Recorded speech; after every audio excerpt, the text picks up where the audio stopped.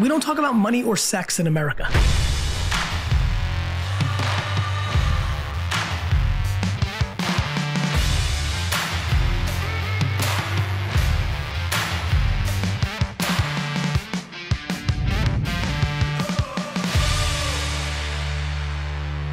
Dude, it's awesome having you on the show.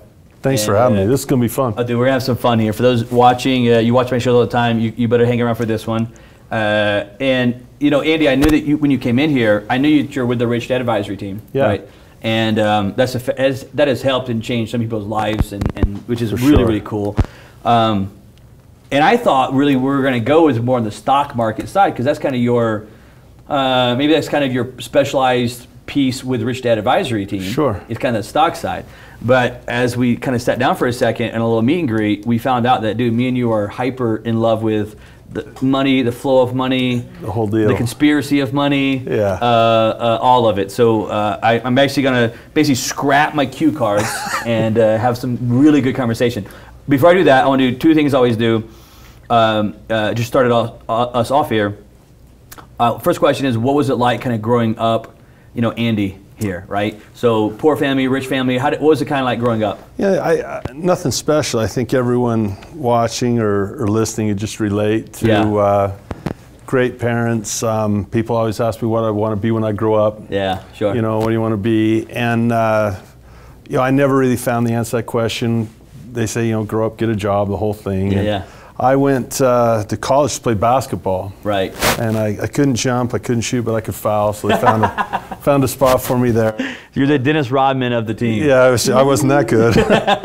But it was interesting because in college, I always felt like if I stayed there long enough, I'd find something I was interested in. It didn't happen for you? So when that was all over, you know, I didn't know what I wanted to do, and I fell into sales. Okay. And it just seemed to suit me very well. Yeah. And I think a lot of entrepreneurs start that way. I was about to say that because one question I love to ask people is, to me it seems like a lot of entrepreneurs kind of have some sort of natural sales ability that they have. I think so. Because entrepreneurs, you know, I've interviewed all kinds of people, and a lot of them, the story's similar. It's like, well, I didn't know what I was going to do, but I went and sold this or found this thing and started selling this, you know, and maybe they're not doing it now, but it's kind of how they got their start. When you have nothing else you can do and no one will hire you, go sell something. Go sell something. And at first you're not very good, but if you don't get good, you don't eat. Yeah, that's true, because a lot of sales is, you know, you eat what you kill. Yeah. And which I think is a lot of, you know, the funny thing is, I make a lot of correlations between sports and business, and all the different things that you learn while playing sports. Huge. And you know, some people, of course, do play and don't play, but I don't have sons and daughters yet. But looking back, or looking forward, I should say, I think I want my kids to go play, even if they hate it. If they suck at it, because there's a lot of cool stuff that you learn. You don't even know you're learning it's about teamwork and failure and winning with grace. And I think there's a lot of competitiveness, like you said. Losing, which is a big one in entrepreneurship, is losing. So, and I know you played for the Utah. I went to a little junior college first, and then I found a little seat up at the University of Utah. And you downplay it, man, but you were good. No, I wasn't. But I had great teammates, and you know, we're still great friends today. And of course, Rick Majerus is, you know, he's a Hall of Fame college coach, and you know, incredible to learn that. So that's kind of growing up. It was just basketball and trying to figure out what I would do. Did you play any other sports? Yeah, I played a little baseball when I was a kid. Okay. But basketball was kind of it. I love jiu-jitsu. So. Oh, really? Yeah, for sure. So we have a guy here, Drew, which you met. Trains with Jeremy Horn. Yeah. And so we love to have guests kind of choke him out on stage, and he volunteers for us. So we may have you. If he trains with Jeremy Horn, I'll be careful. Yeah, Jeremy Horn sat in that one, man. He's another good guy here. But so you kind of grew up. One question I was going to ask you was, when you were growing up, was education kind of pushed hard at your house to go to college and so forth? You know, it was a real benefit. You know, I probably haven't been as good as my parents hoped I would have been, but my dad was just a wonderful man. You know, he's still with us, fortunately, and he was a religion teacher. Okay. And that shaped me huge in how I think and what was important to me. And my role as a father is the most important. Father and husband's number 1 and 2 for me, for sure. And so that was very much, he didn't care much about didn't push me hard to get that good of grades. He was always disappointed when I didn't. But he really cared most about what the character I would have. Oh yeah. And so, you know, when you go there, you're never going to be perfect, but that was formative for me. That was a huge deal for me. Man, it's so unique because my father was very, very similar, and it was never about, it was always about, for him, it was always trying to raise me to become a man. And like every lesson he taught, I had a great childhood, right? We were poor as dirt, but parents and family, just I couldn't ask for better. But for him, it was not always about grades or whatever it is, but it would be disappointment because of me not trying hard enough or whatever it was, right? But very much about growing up was about learning how to become a man, be respectful, taking responsibility for act. You know, it's very unique. And again, I grew up in a religious home as well, and that stuff has stayed with me throughout my entire life. My grades didn't, but those lessons did. But the second question I want to get to you here is, tell me a little bit about what you do now in business. So I know you got the rich dad thing, but kind of what you do now. Well, it kind of picks up almost where we left off. Is, you know, in the 90s, you know, if you ask Al Gore, he'll tell you he invented the internet, and I saw him do it. You know, there he is. And software for, you know, everyone in the 90s, you could throw darts at a stock chart and get a winner. So everyone was an online trader, and software was big. Oh, how do I get online and trade? So I would sell software and programs and stuff. And I thought, you know, someday, Andy, you got to learn how to use this stuff if you're going to sell it. And for me, a very slow learner, a lot of mistakes. But today, you know, I kid around. I'm 6'8" and I played basketball. I really have two skills. I can change a light bulb and put a star on the Christmas tree, and that's about all the skills. But there was one thing that I was fortunate to have, is I have an ability to simplify. And I have ability to make complex things simple. And so if there was something complex, I could simplify it. I just didn't know very many of those things. So I was always interested in money. I was always interested in, you know, how do people, you know, my father was a very humble man and always had food on the table, never left us for wanting, but we certainly didn't live in abundance. And we would drive around in his, you know, beat up car, and I'd look at businesses, and I'd look at, you know, real estate developments. Like, who owns these things? You never see them. No. Who owns these things? You know, you go into a restaurant, you don't see who owns that. Right. And so I was always curious about how do these guys, because I went through all the school and didn't get any of it. And so I began to learn it and teach it. And the more I taught it, the more I had to learn it. And I loved the idea of teaching and trying to simplify. And so that's what we do today.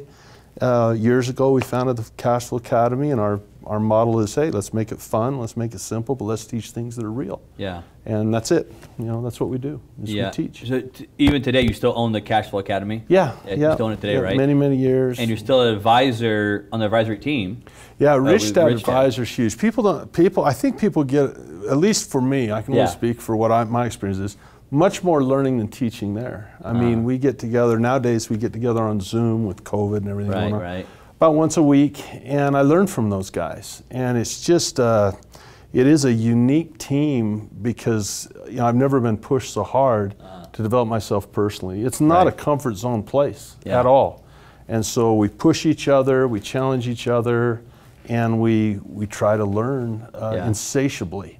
So it's almost more of a study group than a teaching group, and I don't think people realize that. We study. We have an assignment we give each other every week, and then we discuss it every Friday on the schedule right now. That's how we do that. Which is going to the point of, even now, with all the success you've had on the Rich Dad Advisory team with Cashflow Academy, it kind of goes back to really even, let's say, Kiyosaki's main point, which was your education, your financial education, it's your everything. Business education, right? Entrepreneurship education is everything. It's passionate for me because growing up, I always wanted to know it. And I hungered for it my whole life, looking here, looking there. Who can teach me how to do this? And so obviously when I read Rich Dad Poor Dad, just like everyone else that's read it, you know, you look at that financial statement for the first time, you're like, oh, so that's how it works. So financial education is God, it's just a passion. It's a lot of fun. It is. I love it. Now, which is why this conversation will be awesome here as we go through here. But one more thing I want to talk to you about is, I just noticed right there, you said you, like everybody else, kind of picked up the Rich Dad book and read it one day. And I literally, to this day, still remember when I read that book, you know, freshman year in high school, came home, summer, and my dad had it laying, it was on his little desk, and I had heard about it, and I thought, oh, okay, summertime, I'm going to read this book. And that was it, dude. I was, at that moment on, that was it. Like, I read it in 2 days and have never looked back since. Context change, right? Oh, dude, like, total context change. And not only that, my whole life changed from there. I mean, looking back, you know, what would my life be if I would not have read, you know, that book, you know what I mean? And then not only my life has changed, but then my family's life changed and so forth. But you just said you kind of read the same, the book. You picked it up one day and read it as well. A friend of mine gave it to me, and my wife, I started reading it, and so we got another copy. So my wife, we would go to bed, and most people have more interesting to do than read Rich Dad Poor Dad, but that's what we did. You know? Yeah. Are you guys still married right now? We are. Yeah, so many. It works, man. So many lessons. I mean, the first time you read it, you think, okay, this is an asset, this is liability, buy the asset. And we read that book and thought, we're going to be real estate investors now. We're going to go out and conquer the world. And we must have looked at 100 houses. And we failed because we didn't, you know, how to pull the trigger. And she said, well, let's read it again. I usually don't do encore reading, but she goes, let's read it again. And to her credit, we go to read it again, and she says, I got it. I said, what do you mean? She goes, it's on the cover. I looked at the cover, you know, Rich Dad, Poor Dad. She goes, we both got poor dads, we're halfway there. Yeah, wow. And that's a huge thing because it changed the context of that book. Was not only about assets and liabilities, but it was about a man who had found his teacher. Yeah. And we looked at each other, and from that moment, we stopped looking for deals, and we started looking for people that could help us be successful. And that's a huge point that I often share. Is I'll say, everyone wants advice from me. Tell me what to buy. Tell me they want the deal. Tell me what to buy. Tell me what to buy. Tell me what to buy. But really, a true investor finds the teacher. You know, it's the Karate Kid, man. Find that guy, find that girl, find that person that can help you get to where you want to be. Yeah, so it's so true, man. Because in class we talk about this. You know, as a teacher teaching about money and so forth, everybody wants to know the how-to. Give me the 5 steps. Give me the three things to do here, right? And I always go back to and say, look, I can give you the steps, okay? If that's, you want a checklist, here's a checklist for you. But in business, in success, to me, it's who do you know in that network that actually what you're referring to there can actually teach and open up doors for you and explain how it really, really works. There's almost like this off-the-shelf model. And then there's this like, oh, well, let me sit down with you and show you how all of it kind of works out. And to me, it always goes back to your teacher, your educator, your network, if you want to call it that. Yeah, you find that person you resonate with and that can simplify it for you, whoever that person is. And that's a huge help. As you read that book, whenever he ran into trouble, well, let's go see Rich Dad yell at him, kick him out of his office. But he got what he needed in the lessons. And that's why I always says, well, my rich dad used to say. Simplifying complex subjects. Yeah. And money is one of those subjects that is complex. A lot of times because no one talks about it, you know, it's not very talked about. And then you actually kind of specialize in the stock side of it, which I think is even like more complicated. I went the kind of what I call the dumb path, which is real estate, and the smart people go to stock. And then I don't know if that's true. And but you know, in my teaching days and skills, it was the compliment that I was given the most was I was able to simplify a topic. And I've always felt like I got that from my parents who were teachers. And I kind of took that ability of teachers have a gift, I think. A lot of people are teachers even watching this.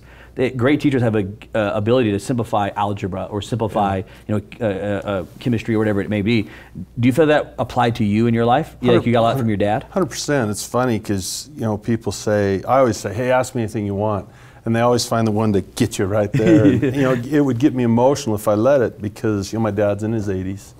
And he's the most skilled teacher I've ever known. Yeah, most skilled teacher. And it's amazing. Teaching in our home was revered. We're here in Utah County, Utah, where, and we don't like talking about BYU because I'm a Ute. You Utes. But a lot of people don't know. You know, it was my my great grandfather was the first president of Brigham Young University. Oh wow! So in my home, you know, being raised, we were all teachers. I see. And we revered that. My father was not only a school teacher, he was a pastor, we might say, as well, leader of his congregation. I'd watch him on Sundays.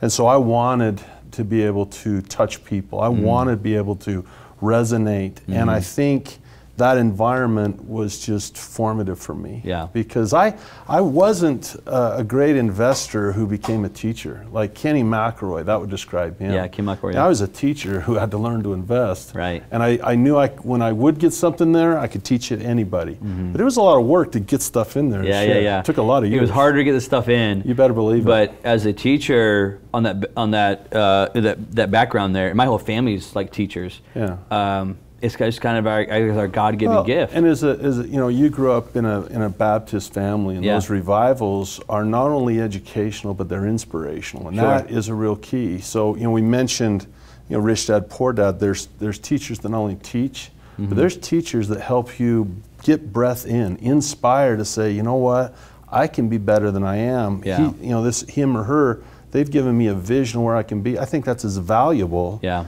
As education, when a person all of a sudden says, wow, I can be better than I was today. And then we develop ourselves personally. Yeah. That's a huge deal. I love it, man. And I noticed that that the gift we're talking about now, I noticed that when you first came in the office, your demeanor, your personality, as successful as you are, is a very calming kind of personality. And I mean, we were talking in the little meet and greet we do, and I was like, man, this is gonna be a great interview because you have which a lot of people don't, especially to come on the show. Sometimes they're very nervous and hyper tense and so forth. I just feel I'm in good hands. Yeah, so. With Allstate, not with me, okay? But so I want to talk to you about, you've written 2 books. Yeah. And one book is let's do the stock market cash flow first. Yep. So this is part of the advisory board that you're on with Rich Dad Poor Dad. Rich Dad Advisor Series, yeah. And just high level, tell us a little bit about this book if they haven't read it. High level, what it's about. It was a huge challenge because I love the spoken word, the written word. I mean, I type, it's pretty ugly when I type. Yeah. But we banged it out little by little, and that book Robert asked me to write it. Robert Kiyosaki says, I want you to write a book in the Rich Dad series. And the thing I would tell everyone is they say, hey Andy, what book will make me rich? What should I read to make me rich? And I say, go write one. Because you'll learn more. You'll learn more from saying, I want to write a book on X. It forces you to organize your thoughts. It forces you to look at your failures, successes. What did I learn from it? And so if people say, what does financial education look like? I didn't get it in school. And so there's 4 pillars that I cover in there, the 4 things that any asset class really, if you learn those 4 things, I don't know if the word's primer or primer. I've heard it pronounced both ways. But I wrote that to be a primer or a primer, the place a person could start. Right. And that's really what that book is for. If a person wants to learn about paper assets, they're tired of someone else doing stuff for them, okay, they'd like to be more involved with their advisor, even try a few things on their own. That was the purpose of that book. It's a starting place for paper assets like stocks and options. Take us back just a little bit, because I'm sure the viewers have the same question I have right now. Yeah. Make the connection for us from you read Rich Dad to you became an advisor and he asked you to write a book. Yeah. What was that kind of journey? How did that kind of connection happen? What had happened is I mentioned I was selling software and educational programs on this stuff, and I thought I better learn it. And I was a much better speaker than I was an investor, I'll tell you that. I just had the gift of that. And one day my phone rang, and it was Robert's office, and it was really interesting because when I read Rich Dad Poor Dad, I said, boy, I'd love to meet him, and I'd love to teach on that team someday. I mean, I really mentioned that to my wife, and I never thought it would ever happen or anything. And there was this, years and years and years and years ago, there was an event in Phoenix called The Psychology of Money. Okay. And Robert said, bring in a stock guy. Go find me a stock guy. Yeah. And someone gave him my name. They recommended that I come, and I knew it was going to be an important speech, and I said yes. And it was funny because they said, what's your speaking fee? And I quoted right from the book. I said, the rich don't work for money. But can I have Robert's phone number? They said, we'll see how you do. But I went down there, and he and I struck up a friendship, and over time he said, Andy, we need a paper assets advisor. I said, oh, Robert, there's so many people that are so much more successful way back then. And he said, Andy, you're a teacher, we're an educational company, you understand the Rich Dad philosophy. And there was then I really started as a student, let me tell you, I really started. So you know, I could have just as easily fallen into entrepreneurship. I love business. That's probably the one I love the most, because if you can survive in it, it has the best ROI. Yeah, for sure. Yeah, people say which asset class is best? Stocks, real estate, commodities, gold business. Look, anyone who starts to bash an asset class, what are you going to do? You're going to bash business, say, well, 3 out of 8 people fail or whatever it is. Okay, you're going to tell Mark Cuban it's a bad idea? You can tell Richard Branson business bad idea. Oh, stock market. You're going to go to Omaha and knock on Buffett's door and say, you're really off base here. Really off base. Really off Getting on on the stock market. You know, you're going to go to someone like Kenny McElroy or yourself, say, well, that real estate's just about cleaning toilets and, you know, plunges, tenants and toilets. You know, the reality is the reason I hate that particular question when people bring it to us is they say which asset class is best, is it tells me their context believes that it is that success is a function of an asset rather than a function of personal development. Yeah. And I can find failure in any asset class, and I can find success in any asset class. So I was in stocks, I was selling software, I was interested in it. It was always a mystery. And so, yeah, it was fascinating. It was wonderful. Learned what an option is, learned how it fit within how Rich Dad thinks in terms of cash flow. And that's how we became a Rich Dad advisor. And it's been, Robert is such a great teacher and leader that he is genuine in his personal development. I mean, he's in his 70s now. I don't think he'd care if I said that. Yeah. But he's still an insatiable, he'll dog-ear books and devour them, and it's just about personal development and pushing and pushing and pushing. It's Marine Corps all the way. You know? That's true. Yeah, super unique. And you got this other book here that you wrote, which I have not read this one. Baby. I've not read this one yet. But when you brought it in today, because we asked you to bring the books in, you didn't bring them in just to bring them in. We asked you to. But this is called 401k Chaos. And as soon as I saw it on my desk when you came in, Drew hit him to us. And I thought, oh my God, I love this thing. And so this is where I really want to go with this extremely interview right here. passionate about 401ks because there's so much. We have $7 trillion tied up in these. And Wall Street takes fees, as you know, off those every month. And it's as I began to study, you know, not just to be when I really started to study this, I started to look at how those were set up. And the word I don't pull punches, I think it's heinous. I think it's horrible. And as you look at even today, I wrote the book years ago. I'll give you an example of what a failure this is. I mean, hold just for a second here, because I want to make sure they know this. Just as we start this conversation, very clearly, we are both against the 401k. So the traditional, like solo Ks are different. Self-directed stuff is different. Self-directed is different. I'm talking about the guy. I'm talking to the person right now who has a job, goes there, dumps it in, out of sight, out of mind, up and down the market. That's what I'm talking about. That's what the conversation is. Yep. Okay. It's the history is misunderstood. I mean, I could go for hours on this, so we better be careful and keep That's what we want to do. Keep it tight. Let's start now, and then we'll go back to history if you want. I mean, right now, there's a PDF people can Google. It's called How America Saves by Vanguard, 2020. Yep. And of course, it's got the 2019 data, because 2020 is not over yet. So you got the height of the market. And you would think that the best advice you could have had 10 years ago is to put your money in the stock market because it's had the best 10-year run in its history. I mean, couldn't it have been better, blew away everyone's projections. Every record's met daily. So you pull out Vanguard's report of how America saves, supposedly in DC plans, defined contribution plans, and they've got one of the $7 trillion out there, they got 1.3 of it. So that's a good sampling. That's a good, the Fidelity Vanguard, that's good. Look at me getting my ire up here. I'm already getting going. My blood Get my ire going.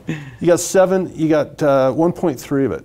You look in that report, age 55 to 64, the mean, the guy in the middle, the median balance is 70,000, 69,000.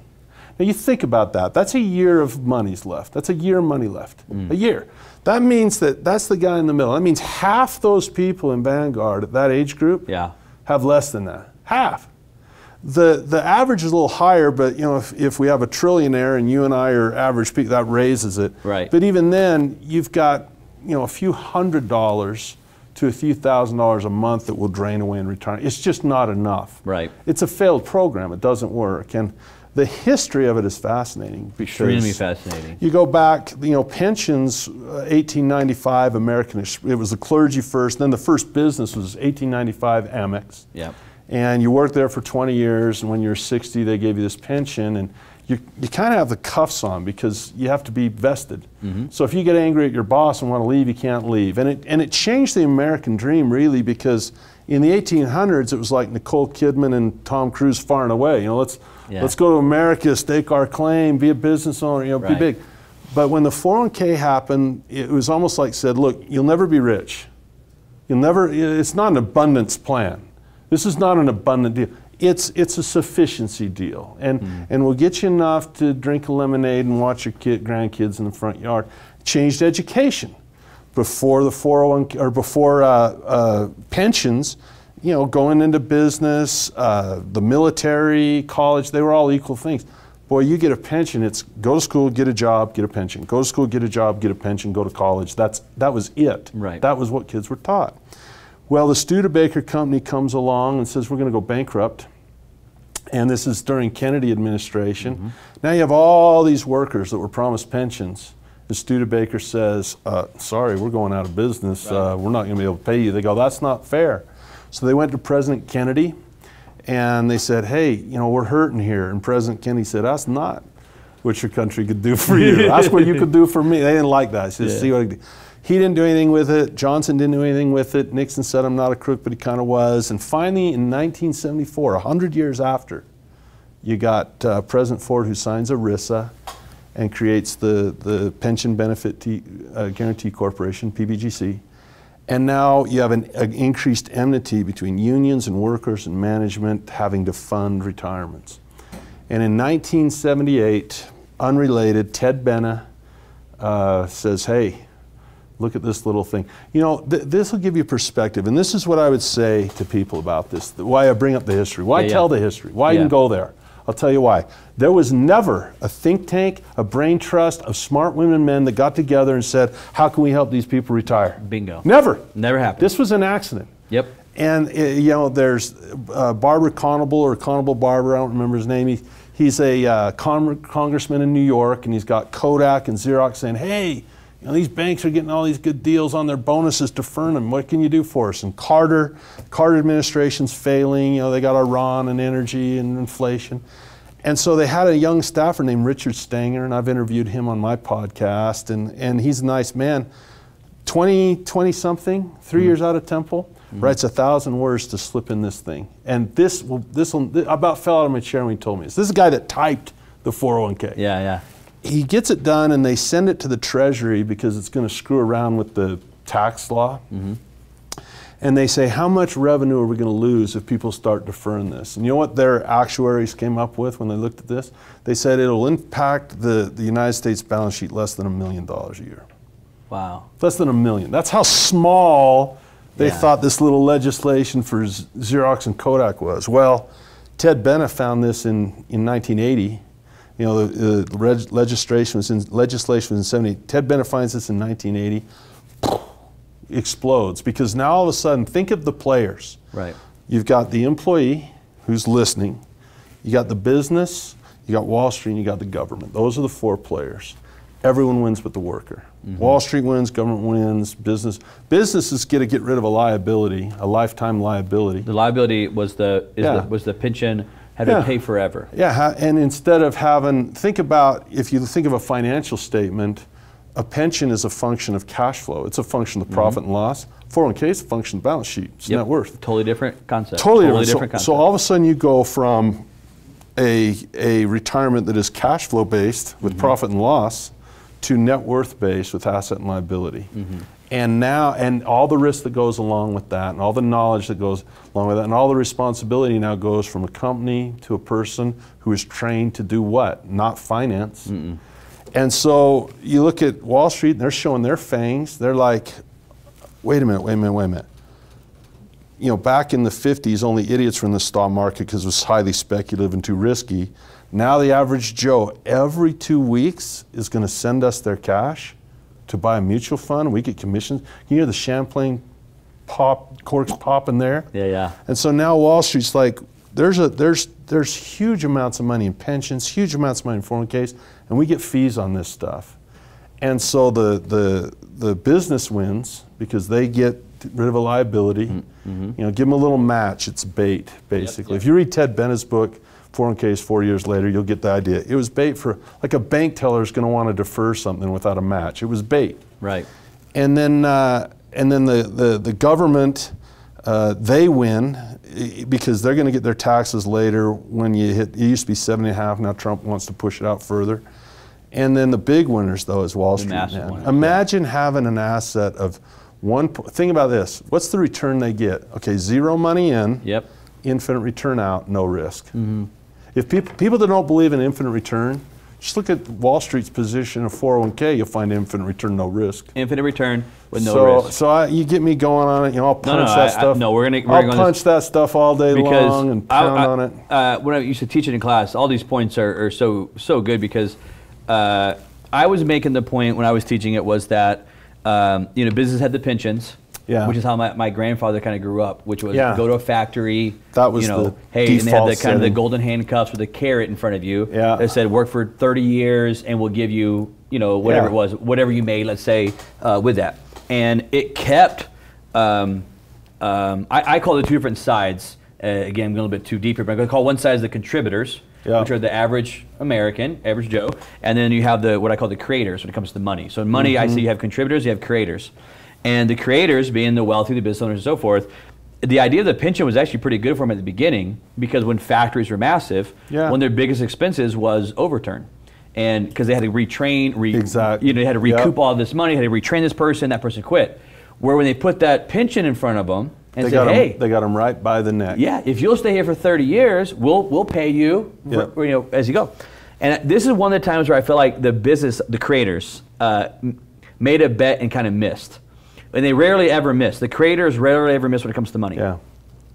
And to me, where they missed that was, I think they didn't think that the average Joe, my grandfather, you know, your great-grandfather and so forth, actually would stay there for 30 years. Yeah. I think their bet was there's no way they're going to stay for 30. We'll piss them off and they'll quit before They'll be out of here in 12, but we won't have turnover for 12 years. Well, and life expectancy got better, a lot of different And so to me, it was like it helped the creators, the business owners, because they had less turnover, which increased profits. Yeah. They put these golden handcuffs, if you will, the carrot in front of the people. And then it backfired on them where it's like, oh crap, they actually did stay. And then they had a double pay now. They had to pay for that person. He retires, and they have this other person that has to now do the job, which is the cash flow side you're referring to there. And to me, when they switched over to the 401k, that's where I think a lot of people missed it at. It completely shifted the structure of the business side, what I call the creators side of it. Because they said, hey, we're done.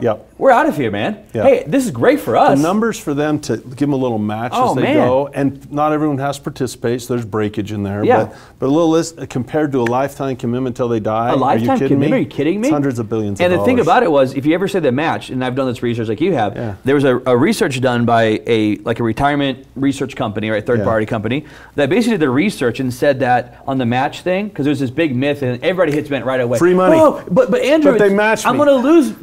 Dude, just dude, it is hook, line, and sinker. They got you set. You're buying into this thing, and this research actually showed that companies that did not match and companies that did match, that basically the companies that did match just had on average a lower salary than the companies that did match. They build it in, and it was just built in cost. And this was the third-party research that was done. You guys can look it up. But the whole hook, line, and sinker of we're going to match you was really, it's already your money. And the thing that I think people don't understand about it was the research was showing like 8 out of 10 people actually didn't max it out.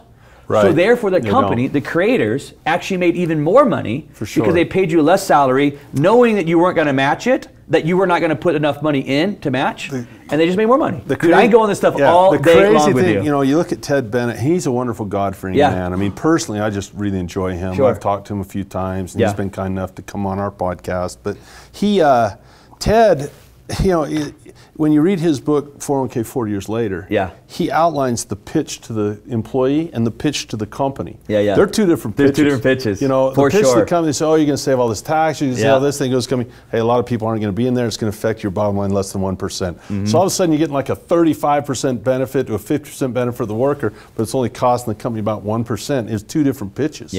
And, you know, look, Ted, his focus was not to change the world.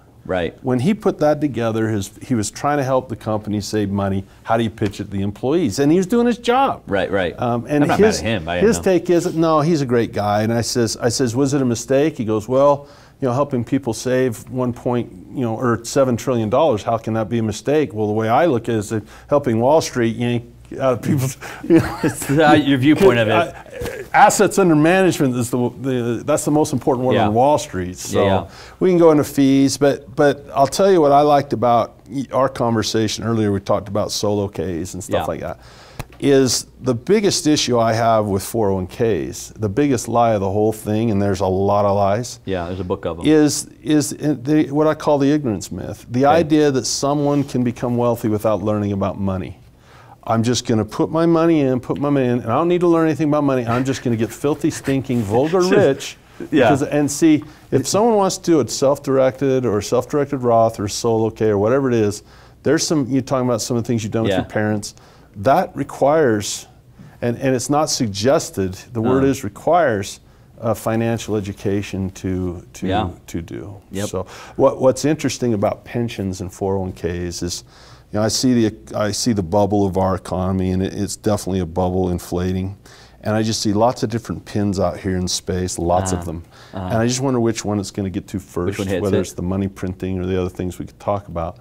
But think about what you said was really, really important, is that the businesses kind of, you know, overshot what they thought the benefit would be, because now they have this liability. You know, someone's going to live till 90. It's like, oh, gee, I got to pay this person and their spouse forever. And think about this, that if you were to rank some of the most difficult problems that we're going to face, you know, if you want a crystal ball to see the future, policy plus demographics will give you the future. How many people you got, what are the rules, tells you where you're going. And you look at the amount of people going to retire. Let's take 4 levels.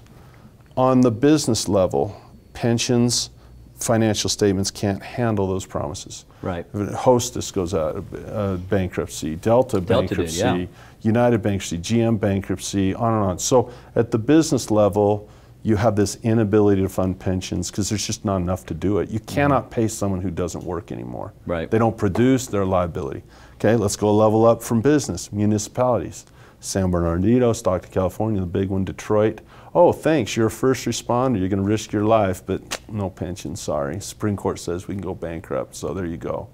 Then you have it, so you have the corporate level, you have the local level, the state level, Kentucky. How'd you like to be a school teacher in Kentucky when they gave their money to Wall Street, the hedge fund, and they just took it all in fees, and the lawsuits that are going on there?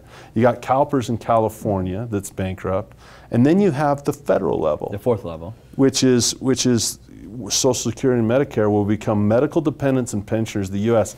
And every single level, if you look at it from a financial statement standpoint, you look at that liability column, the unfunded liability, this is what people don't get. And I don't hear either party talking about this at all, because both of them know there's nothing they can do about it.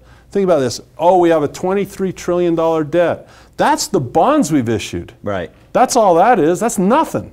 You know, you got a $19 trillion GDP, you got 22 trillion, you're 140 or whatever it is debt to GDP now. Okay, great, fine. Or 24 trillion now and 19, I think. 24 trillion we owe, 19 trillion GDP. He's printed 3 trillion recently, right? What's trillion among friends?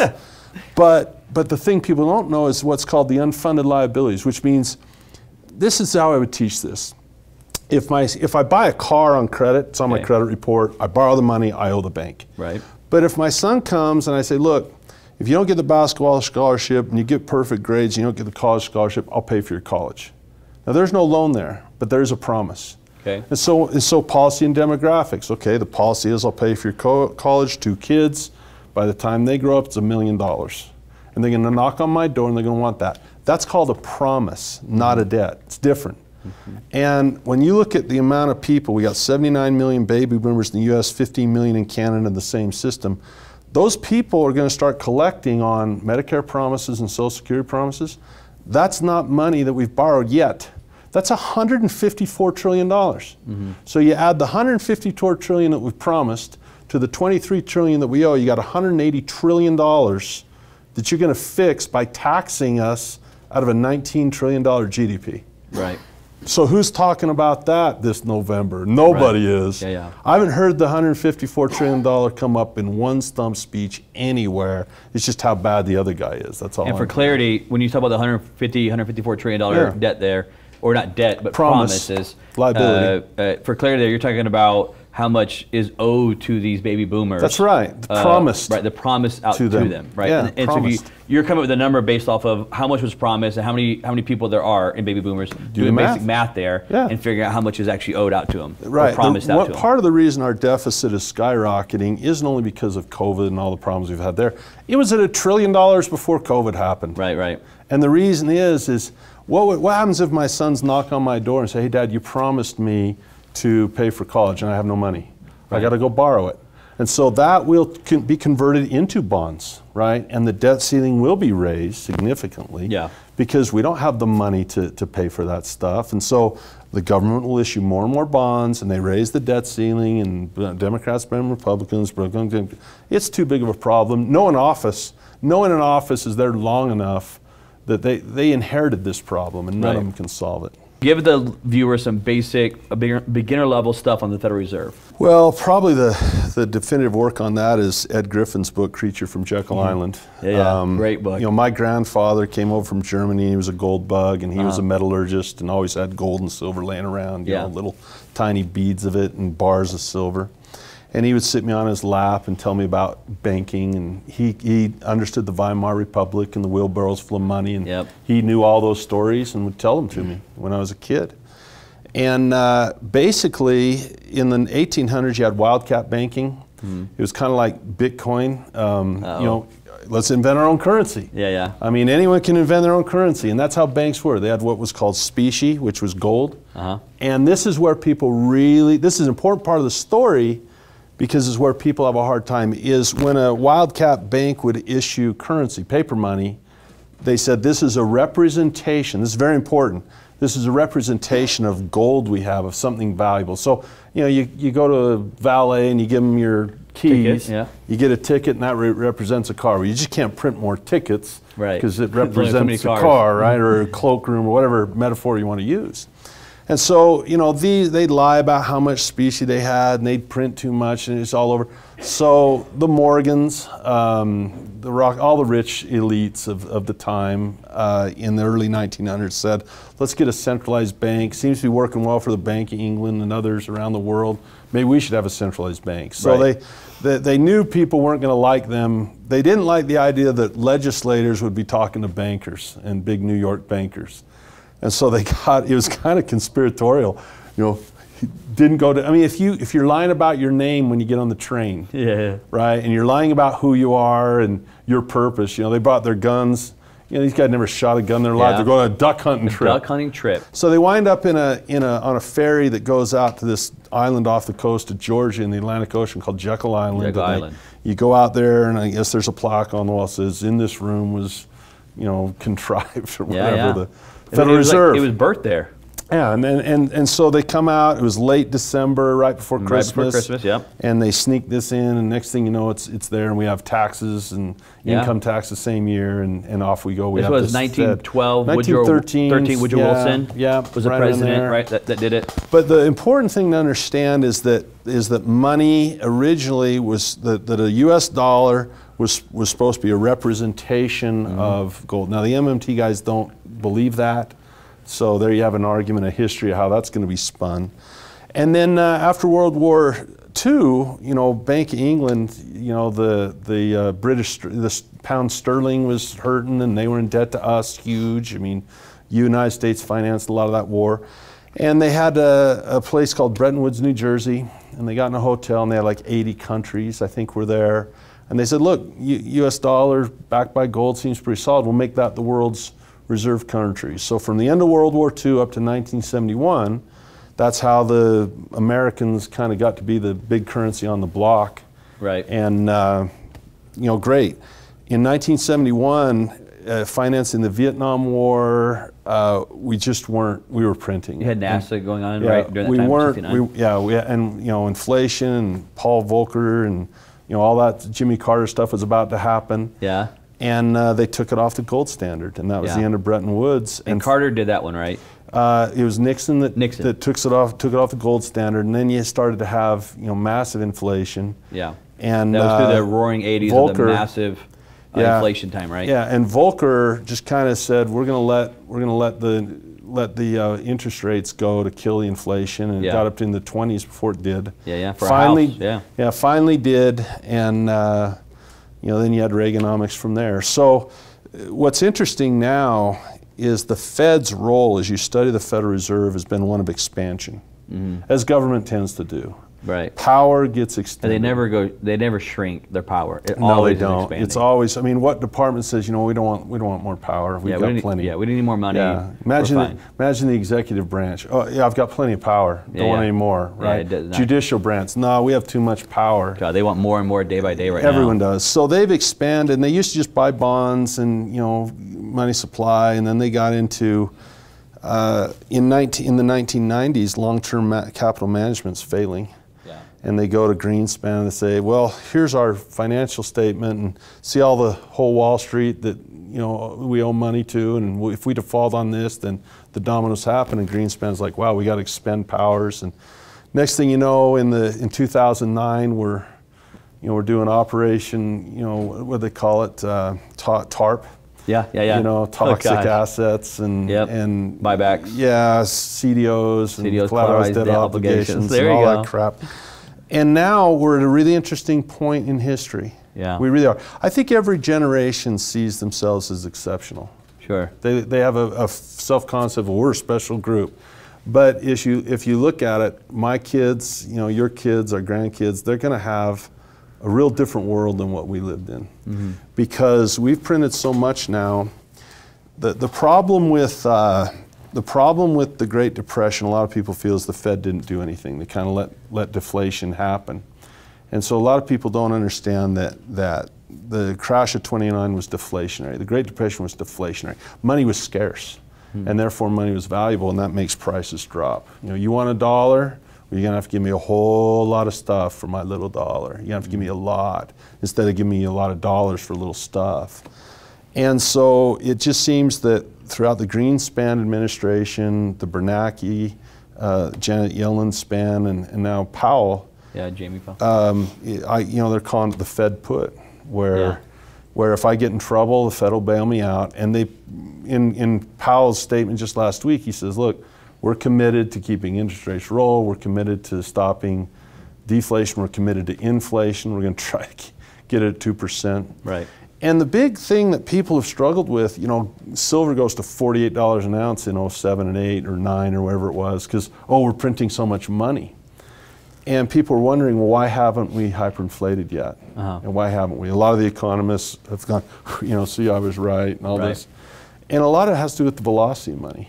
That's a good point right there. On the velocity, which is a different concept that people miss out on. That was one of the questions I was going to bring up here, was talking about the velocity of money. Yeah. Which I think is a massive point when it comes to money. You know, before the show we were talking a little about this. Let's talk about an individual like you were. Yeah. Right? If a person wants to get wealthy, what do they have to do? So when it comes to money, if you want to create wealth, you want to make money, it's very simple. There's one rule of money that I always tell people is money has to move. You will never, it's why the 401k is chaos. Because in the 401k, the money's not, are not moving it. Now someone's moving it, and if they're making money off it. The person that's getting wealthy off of the 401k is those that are actually moving it, which is Wall Street. That's right. We, the people putting into it, I call the contributors, are putting into it. The money's not actually moving for us. We're just putting it there and walking away for 50 years. Therefore, the money is stagnant, and money has to continually move. If money does not move, then money dies. And it's what now we get into deflation and inflation and stuff, but money dies. So money movement to create wealth. My job as an investor is to constantly have my money in movement, right? And then we talked about a little bit about how one of my favorite teaching points I talk about is the word money comes from the word currency, the older word for it, right? And then that word currency comes from the word current, right? You have currents, right? So the word currency comes from currents. Well, what is currents? If I live in Florida on the beach there, and for their water, for you to say there's currents in that water, that means the water has to be moving. Literally, the origination of the word of money comes from the word movement. Yeah. The water has to be moving, right? And people miss that. If it doesn't, you have the Dead Sea. You have swamps. And you have the Great Salt Lake, which is a dead lake. Yeah. There's nothing alive in there. Nothing growing. Because it doesn't move. Yep. Completely dead. It is interesting, the metric on it, and part of the reason it's hard to move is there's so much to move now, is you go from a metaphor of a stream that's starting to slow down, so add more water to the stream. Right. Well, how do you add more water to an ocean?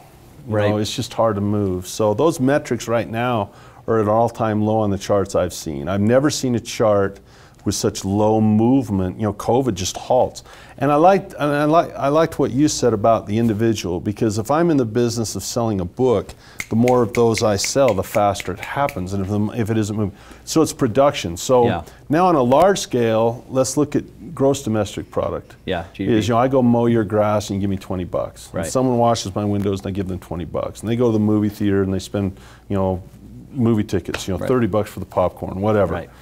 And that same $20 bill moved and produced 4 things. That's the velocity. You refer to as the velocity of money. So it's $80 in GDP off the same $20 bill. Exactly. When you flood it with so much money, it's hard to get that movement there. And the charts, I think it's one of the most astounding charts is to look at money supply at an all-time high and money movement velocity lower than it's been. I mean, the chart I see on the St. Louis Fed goes back to 1960. Yeah. And we're like way below, like half as fast as 1960. So we have tremendous deflationary pressure, and so it's almost like the balloon hit one of these pins, but it didn't pop, it just got a hole in it. It's going, and the air's coming out. Right, right. And so they're trying to pump it up on the other end faster than the air's going out of the balloon, because we are in a deflationary environment, huge. Yeah. And so they've got to pump that up. Well, if that hole ever gets patched, it's going to be pretty Let me ask you this: when you talk about the needles and the balloon,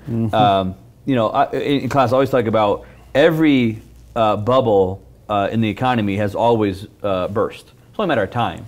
It has to burst, right? Yeah. I mean, you go back as long as you want to. The market is always in a wave like this, right? Not maybe an upward wave, but it's still up and down, up and down, up and down.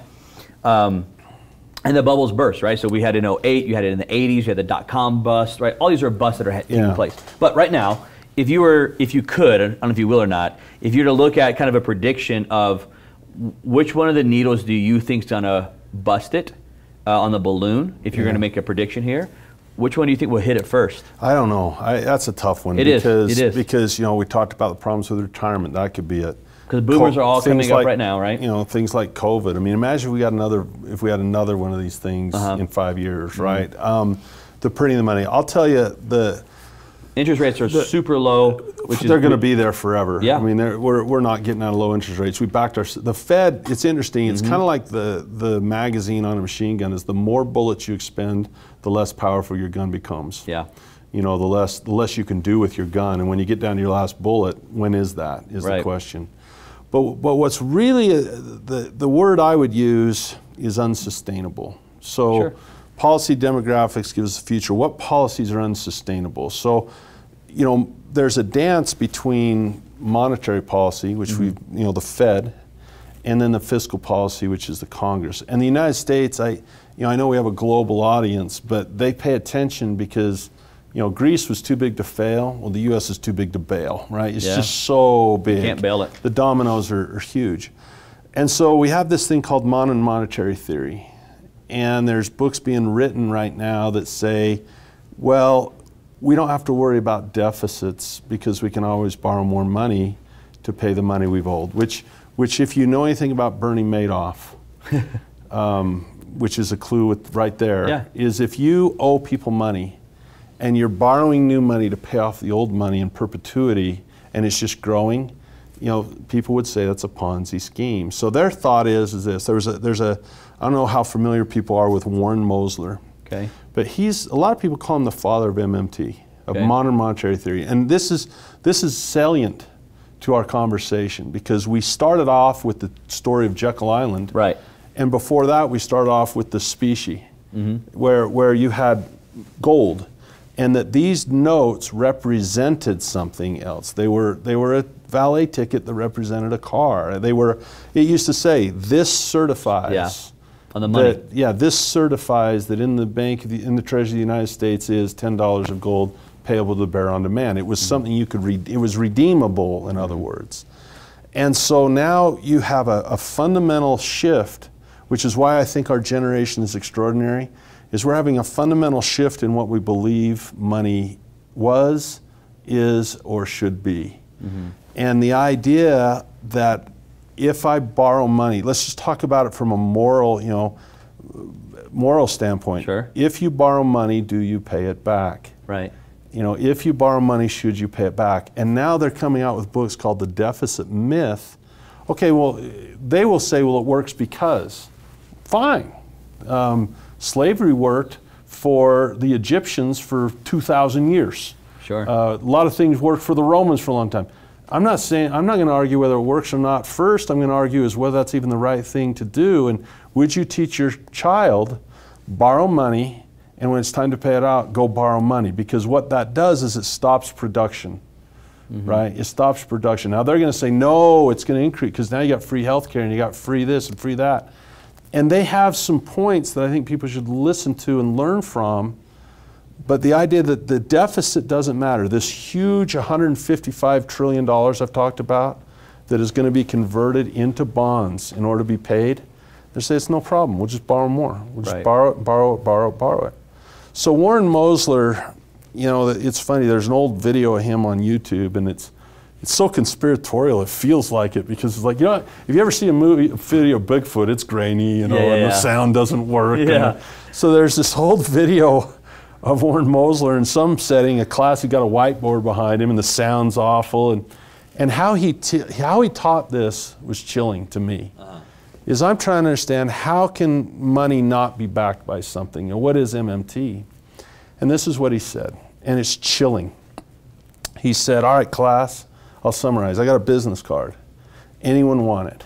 They go, no, we don't even know anything about it. What's it worth to us? He goes, well, let me tell you why you want my business card. Because Guido is in the hall with a machine gun. And anyone that goes out of this room without this ticket out is shot dead. Now who wants one? He goes, that's MMT. I says, what? And then he wrote on the board, and you'll like this because you're a tax guy. He turned around, he writes on the board, he writes taxes. He says, this is more valuable than gold ever dreamed of being, because you can go up in the mountains, you can dig gold out yourself. But we have a monopoly. Only I can print these. Therefore, in a way, they're more valuable than gold because I have a monopoly. I mean, China can go print gold or go dig out gold. People in Russia can go dig gold. California go dig gold. But see, only the United States can print $1. It's so scarce. And here's the thing: if you don't get a bunch of these and give them to me at tax time, I'll put you in jail too.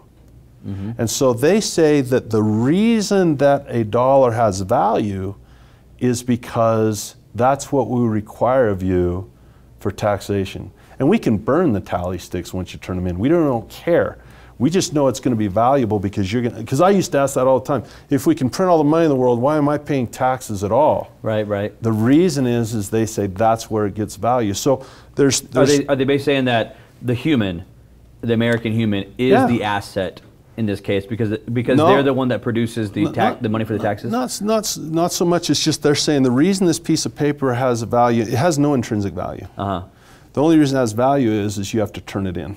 And you have to turn it in come April or whenever your taxes are due. And because if you don't turn it in, we'll take your house. Right. And if you tried to keep us from taking your house, well, now you're David Koresh. Now you're going to be forced out. So the Guido analogy is right. Is that they're going to say, look, the reason this has value is because we're requiring it to be turned in as taxes. Like the tally sticks, of the old days. Burn the tally sticks.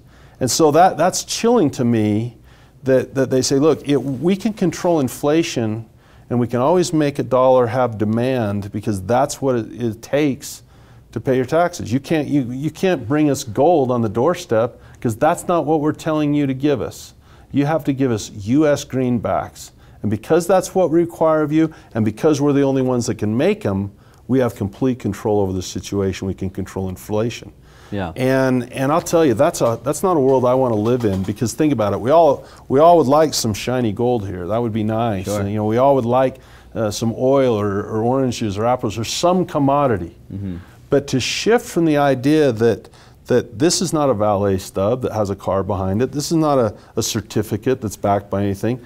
It's valuable because if you don't bring them in, Guido will shoot you. Mm-hmm. Is that a world you want to live in? I don't want to live in that world. Yeah.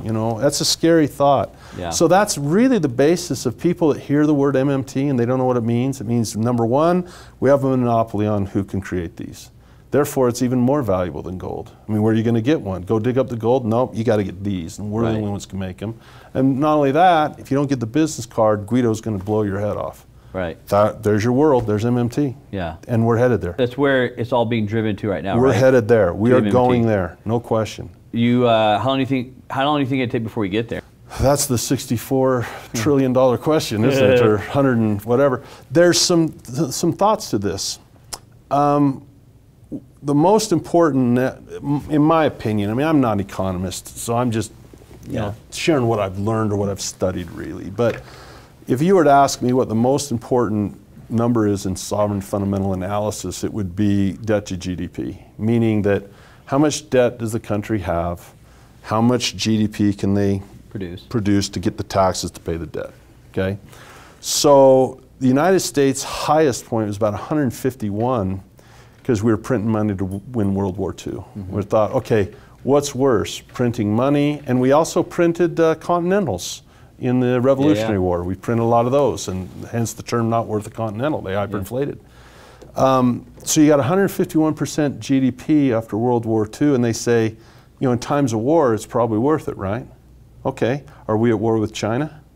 Because President Kennedy put us at war with the Soviets to get to the moon first. I'd say getting the moon is kind of bragging rights, but if you're in a war with China to get to AI, and if you can print $10 trillion to get to AI before they do, you probably print it. Yeah. Right? Are we at war with China? Because they're developing AI and they have no privacy down there, so they can get all the data from everybody. So is it justifiable to say, look, what if you print $1 trillion and you don't just spend on stupid stuff, you invest it, you probably cure cancer with 10 trillion. You probably get rid of Alzheimer's with 10 trillion. That's their thought, is that in times of war, we have to print. Because the only problem with debt is default. Okay, well, you got that solved. The reason Warren Mosler went down this road is he was a bond trader with sovereign bonds. I can't remember if it's Spain or one of these. And he's looking, I think it was a Spanish bond, if memory serves, but it doesn't really matter. He sees a country and everyone's betting against the bond. And he's like, why would you bet against a bond? They can always print money to pay it back. Why would you ever bet against a bond? And that was the epiphany he says he had, that's like, you're never going to defend. And Greenspan said it. When we lost our AAA rating, he said, well, the United States can pay any debt it has. It can print money to do that. Yeah. So it shifts. Like you and I might say to someone, debt is good. They say, oh, like Dave Ramsey would roll over and die, and Susie would be all over us. Debt bad, debt bad. We say, no, debt's awesome. The only problem with debt is if you can't pay it off. And if you can cash flow and pay it off, go into debt as fast as you can. It's a lever. What the MMT guys would say to us, problem solved. Now your only problem is controlling inflation. If you control inflation, why wouldn't you print? If China is. So there are arguments on both sides, and your question, Andrew, is really important. When? How long can you go with this idea of just printing and printing and printing? Not because you got a value behind this dollar, but because you're fighting inflation, scarcity of a dollar with money supply. Do you think what a world. Yeah. Do you think any of this ties into this new digital currency as coming in to replace at some point? Yeah, I mean, SDRs are probably the thing that'll be bigger than Bitcoin, special drawing rights from the IMF. There's a lot of talk about those, and that's something I'm studying more, is SDRs, special drawing rights. I think the reason Bitcoin and other cryptocurrencies are so appealing is, Robert said it this way, and it might be true, is that a dollar is the Fed's money, gold is God's money, yeah, I saw this, and Bitcoin is the people's money. Yeah. And if I'm living in Argentina, or if I'm living in like Venezuela for sure right now, anything but my own currency. Right. There's no trust in their local governments. Blockchain technology will go beyond currency. It'll be how we get married. It'll be every agreement we have will be a blockchain recorded. It is a future. But I get concerned about Bitcoin. Bitcoin or digital currency? Even digital currency. And the reason is what's it supposed to do? It's supposed to move. And I know in Europe you can spend Bitcoin, and I've had Bitcoin and used it to buy gold before because they'll accept Bitcoin. The libertarians love Bitcoin. But to me it's become more of an asset than a currency. To me, I haven't seen it used regularly to where it's even valued in Bitcoin. It's always, everything's still valued in dollars, and a lot of people don't take it yet. And maybe that'll be the way of the future. Maybe it will be. But like gold is a hedge, and if you use it a hedge, you're not cash flowing. It doesn't produce cash flow. So you're really stuck with being a Forex trader in saying, like, it's just another currency to pit against the dollar, like Forex. Right. Because it doesn't cash flow and you're playing this game of up and down. So I think Bitcoin for a hedge, maybe, but gold is a hedge as well. Yeah, I use Bitcoin, what you call as an asset. You invest in Bitcoin. I had a friend of mine, he young kid, and when it first started, he put everything he had in it and he just set for life. You know, paid off. Hit $15,000 an ounce. He said that's probably good enough, and he's done, right? And so I think most people look at Bitcoin through that lens of, do I invest in the Swiss franc? Do I invest in the Sing dollar, or do I invest in Bitcoin? And it hasn't been really a currency, it's been more of an asset. Yeah, it hasn't been a movement of a way to move it, if you will. It's not like your real estate's going to cash flow. Right. Your rents are going to be like this, your property value is going to be like this. Yeah. Well, there's no rent from Bitcoin, it's just the value goes up. The value of it going up and down. You got to be a great technical analyst. Yeah. I'm just better at buying it and kind of holding on to it like I do my gold and everything else. Well, and if you don't need it, if you've got enough money, you don't need it, throw a little out there, see what happens. I'm going to hit you with some rapid fire here. Oh boy. I normally do this about 15 minutes in the conversation. I don't think that fast, so we'll see how we do. I've got a couple of them here that we're going to go through with you, and you just tell me, a lot of these are pick and choose, but we'll see what happens here. What's more impressive? Coach Wooden winning 10 NCAA titles, or Phil Jackson winning 10 NBA titles? Jackson. Phil Jackson? Yeah. With why is that? Wooden, Jackson has Jordan. Wooden had Kareem. You give me Kareem in college, I'm going to win 10 in a row. They talk about the Wooden pyramid of success. I don't know what those say, but if I were to fill in, I'd say Wilt Chamberlain, Kareem Abdul-Jabbar, and I just think the college game would be much easier to win. Nothing against NBA. Coach Wooden, come on, but Phil's a stud. Let's see here. I want you to pick one of these, okay? Okay.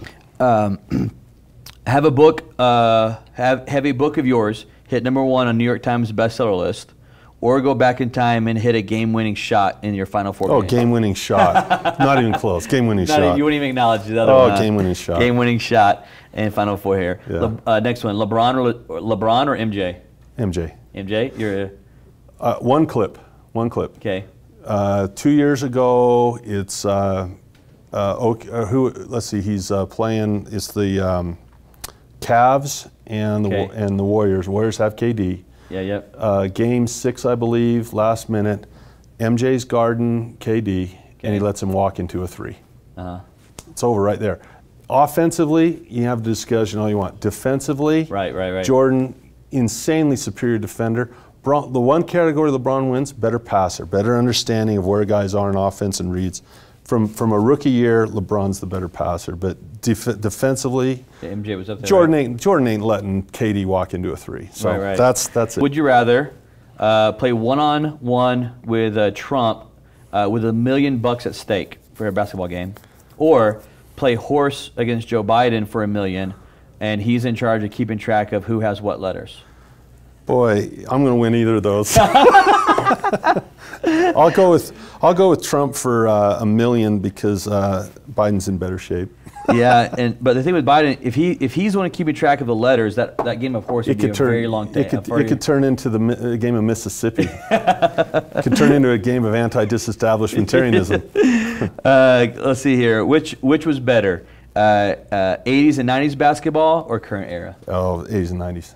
Why is that? Can't touch anyone today. Yeah, no foul system. All the flopping and all that crap. You got games 160 to 120. Yeah. I'll tell you what, in the 80s and 90s, just go watch little Isaiah Thomas, watch little Bill Laimbeer, those bad boys up there. And Detroit, that's why Jordan gained 20 pounds. I played in the 80s and 90s, and like I said, I can't jump, I can't shoot, but I can foul. You can foul. So I'd have had a chance. Yeah, you're valuable at that time. Now it's like, no, he's going to WWF. That's true, man. I remember Jordan gained that weight because he was getting manhandled. 25 pounds in one summer. He was getting pushed around and was tired of it. Jordan rules. Isaiah and everybody. Oh, you go back and watch what's the documentary, The Last Dance? Yeah, The Last Dance, yeah. Go back and watch Bird and Magic talk about their battles, it was just I loved that era. That's when I played. So. Yeah, that was a good era, man. Yeah. I want to talk to you about money is. I want to get your answer here. We've talked a lot about Federal Reserve, Jekyll Island. Covered some ground today. 401k chaos, which you guys, if you don't have this book, I want them to get it because I'm such a believer in this principle of life that the typical 401k is absolutely a disaster for the American people. I think it was built for the creators, by the creators, if you will, and it's benefiting the creators, and it's the worst for the little man, if you will. For sure. So just so I can not help you, but help them. Sure. Where can they get a copy of this book right here? Just Google it. You'll find it. If you Google it, it'll pop up. we have Amazons, and if they don't even mind a free copy, I give away the PDF for free. If they want. If they don't mind an electronic copy, it's that important. Yeah. No, I agree, dude. This is like. Yeah. For the average American, if you want to learn about money, I would start with looking at the concept of 401ks. Thank you. Because it would shift so much of your focus of what we have kind of been sold as what I call a bill of goods. It's an eye opener. Yeah, dude, it is. And we've studied it, you've studied it, I've studied it, and it gets scary of how it works and operates and who's winning and who's losing in it. And you talk about that number 70,000, like the average 401k there. And in class I teach AARP. Did a research and came out, and they said that the average American to retire, which this is AARP, right? Not a financial company, just, hey, look, this is all we work with retired people. They said the average person in America right now, depending on where they live, would need somewhere between, with life expectancy, somewhere between $1 million to $1.5 million I'd agree. In retirement. And that's living. Yeah, no, they said that was an average number there that the person would need. That was not, not a plan for abundance. on a 4-month cruise. This is what they were saying the average person needed in America. And when you look at that number and then look at the average number that 401ks hold, which is that $70,000, $80,000 number inside of it, it's like, man, how far off are you going to be from getting to that end goal? I mean, it's just an unrealistic game plan. We talked about earlier. I called it it's a turtle race with no finish line. Like you're like, well, I'm gonna play the slow route. Yeah, but there's no it's one thing if we're gonna go from point A to point B, and we could debate the tortoise versus the hare, but there is no finish line for the tortoise. For the tortoise. No, they're ready to hit that last 20-year step, and they look up and they move the finish line another 26 miles down the marathon. Yeah, dude, it's a scary, scary world, I think. So I want you guys to get that book because I think it's one of the best educations out there is understanding the 401k. This right here is a picture. A great picture of you here. Yeah, that's about 10 years ago and about 100 pounds ago, so I appreciate it. And we talk about money is, and really honestly, the reason I started this whole brand was I think it's crucially important for people to understand why they want money. There's so many people, I think, teaching and traveling, you've done the same thing. You see people dying to want it. But to me, anytime you chase money, you'll lose it because you can't chase it. You have to understand why is it you're wanting it. It has to be for something. And we didn't even get a lot into entrepreneurship with time, but and I know in business entrepreneurship, you're kicked in the teeth constantly. Yeah. And unless you know why you're doing this, why you want that money, that's why most people quit, jump out of it, bail, because dude, in business and investing and you're constantly going to hit failures constantly. So anyways, that's why we started here. So what I'm going to do is I want you to kind of fill out whatever your answer is here. and then sign it kind of in between right here. And then me and you were going to chat about. There's pressure on the camera to spell. You know, I was just trying to stay eligible to play ball here, Andrew. Okay, so let's see if I can spell this right. And the camera tricks you, man. All right, here we go. You just lay it I up hope there. I spelled it right. So good, dude.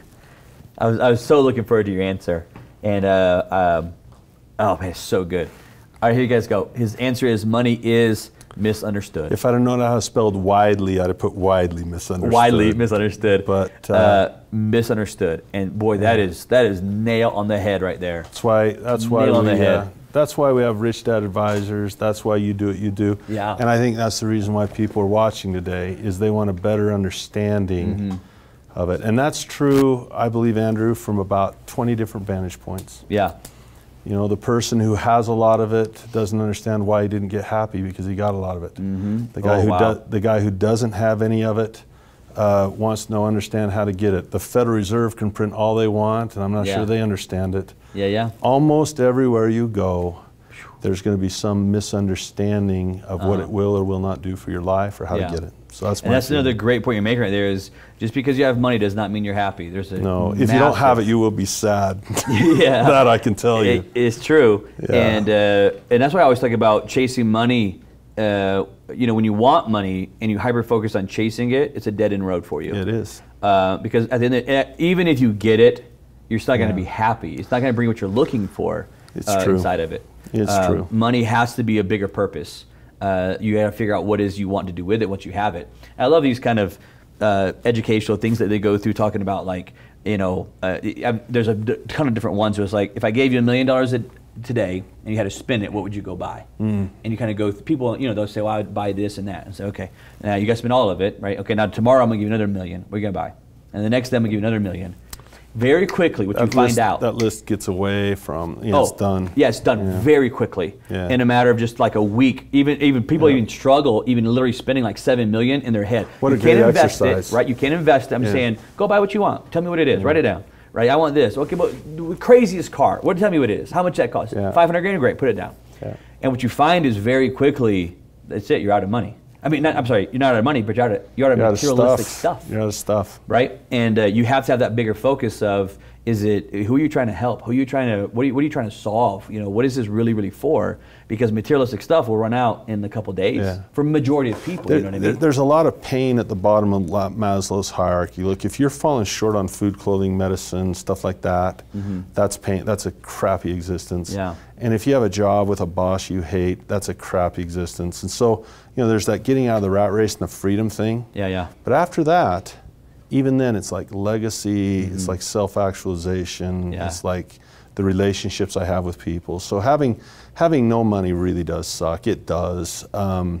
But finding happiness with having money, that's a beautiful thing if you can get there. It's a whole other game of getting money with happiness attached to it. With relationships and with personal development, so you feel like, you know, I wasn't perfect, and I have flaws everywhere, but we did some development along the way. We got better than we were yesterday. So. I call it impact. Nice. I kind of have my brain here is like about inspire, influence, and impact.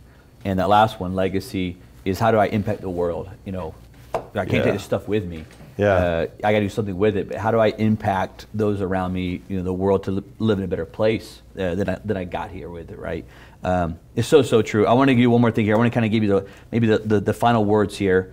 And we talked a lot about money. I want to go a little bit into have you talk a little bit about what we just told the viewers and kind of your final words of wisdom here.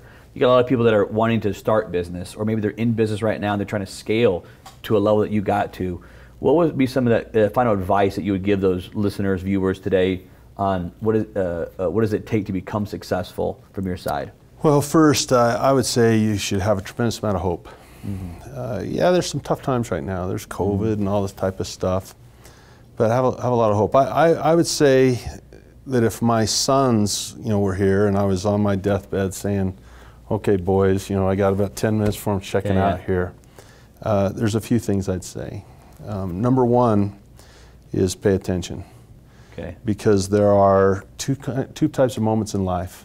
Okay. There are inconsequential moments where what you do and what you say and how you act don't matter that much, does not matter that much.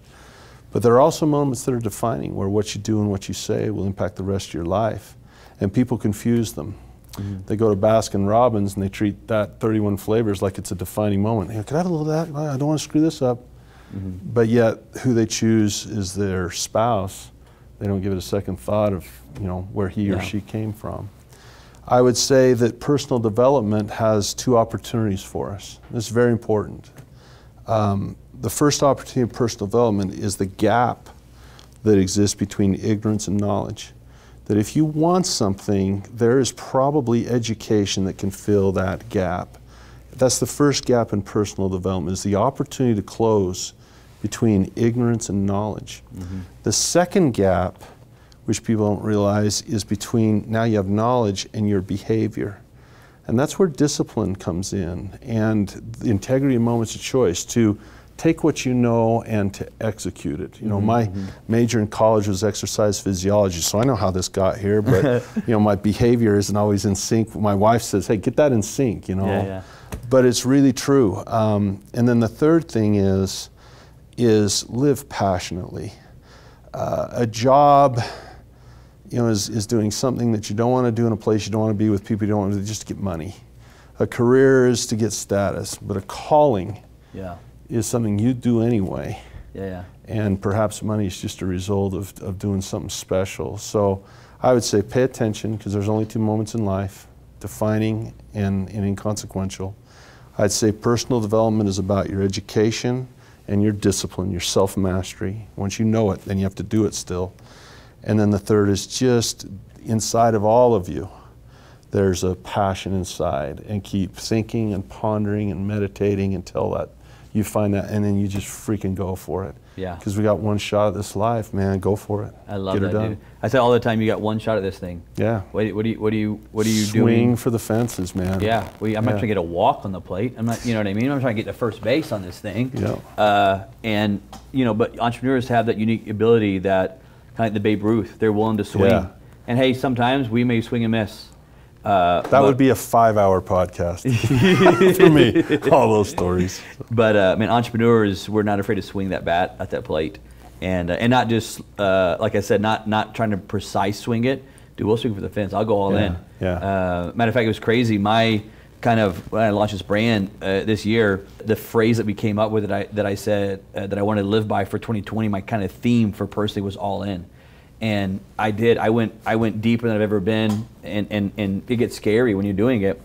And then COVID hit. I'm thinking, my God, this is the worst time to be all in this time. But it paid off because really, when you're talking about that, you're investing in yourself. And to me, that's the best bet you can make, the best investment you can make, and that personal development is betting on yourself. Put that money back on you, because if you're not one to bet on you, who else is going to bet on you? Always work on yourself, man. Because there's always ways to improve. We do this show, and every week afterward, we sit down and say, okay, where can we get better? Where's the gap that we can fix and close in and become better? And I love it, man. Great advice for the viewers there. If they want to follow you and get more about education on money and Federal Reserve and 401ks, and of course your stock, we didn't even get to the paper asset side.